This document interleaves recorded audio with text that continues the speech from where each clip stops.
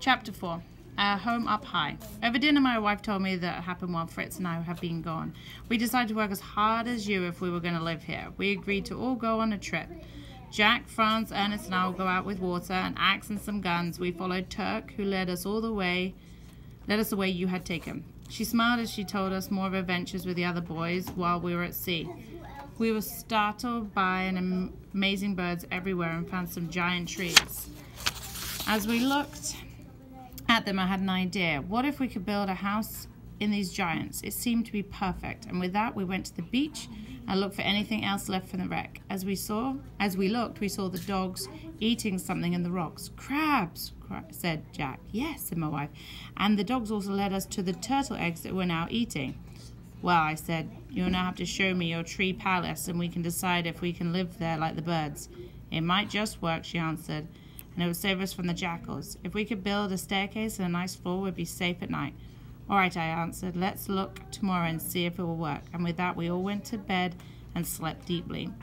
The next morning, my wife and I woke and discussed our plan. We agreed that if I could build a bridge over our river, we could find a safe place far up in the rocks to stow dangerous things such as gunpowder away from our house, and we might just make it all work. We woke the children and set up making our bridge. Ernest, Fritz, and I set sail again for our wrecked ship to take boards from it. Soon we saw some birds feeding on a giant fish on an island and drew close to watch. Fritz, yelled Ernest, once we had gotten close. It's a shark you shot. You must have hit him in the head. It was true. As we drew close, we saw what a monster the shark had been, and with rows of shining, terrible teeth. We jumped onto the island and cut off the shark's fin as a prize, and found the island there full of boards and beams from the wreck, perfect for our bridge back near our beach. We put these on our boat and headed back. When we reached our beach, we were met by the boys and my wife, who showed us bundles of crawfish that Jack and Franz had found. As we cooked these, we began to plan our bridge. My wife had created a bag for the donkey to carry gear over the river, and I built a pulley from a tree to lower wooden beams from one shore to another. Soon we all set down all the beams needed to make a flat bridge, and the children danced across the river with joy. By the time this work was done, we were exhausted and made our way to bed, happy with our progress. The next day I told everyone, even though we're moving to the trees, we are not safe and we still need to be careful. Who knows what danger lies ahead? And with this warning, we all began to move all we had in the world to the site of our new home. The children ran to gather the chickens, the ducks, the geese, and Franz rode the donkey across the bridge, and the other boys helped lead the animals across the river, and soon we're all on the other side. As we came upon our future home, we knew it would be a wonderful place to live, and soon enough the boys were all helping.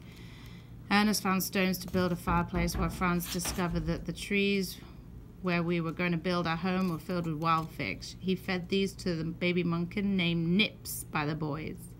We also hunted some birds and managed to capture a live flamingo, which we decided to keep and add to our other birds. We then searched the tree to pick one we thought was the best. We set out to find bamboo to build platforms which would be strong and would hold up well in the rain. Searching in a nearby marsh, we were lucky enough to find plenty for our use. We decided that we would live 30 feet up the tree, so I built a ladder to take us to our first platform. Once the ladder was done, we hauled up what we could and set about making a makeshift hammocks around the tree branches for sleeping in the next night.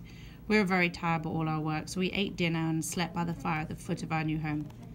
The next morning, we began to get our home ready by cutting branches out of the way, building platforms and making walls from planks and sails, and soon enough we had a place of our own, and had first meal among the trees, laughing and happy with Nips the monkey. When we pulled up our ladder that night, we felt safe and secure. We were together in our new home, high among the branches.